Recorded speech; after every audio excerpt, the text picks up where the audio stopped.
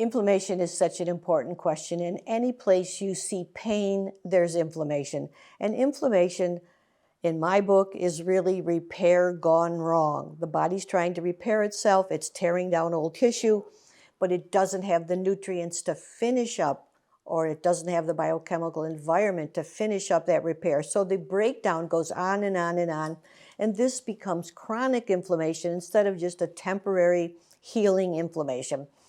The nutrients that can really help with inflammation are, of course, the buffered ascorbate, because that is not only the major water-soluble antioxidant, and inflammation is a sign that we need more antioxidants, but the vitamin C ascorbate form is also an electron donor, so it donates electrons to run this whole energy system within the body. Vitamin C buffered ascorbate is the first one, and often in very high doses.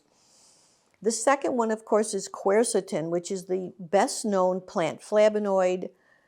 It's a very special plant product that is highly safe to use and a very good companion to reducing inflammation.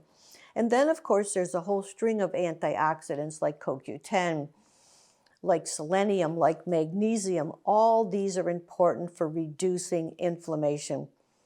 Remember, wherever there's inflammation, there's repair gone wrong, and we need to sit down and establish a comprehensive program from our diet, from our lifestyle, from our mental activity. We can create a lot of stress with our minds.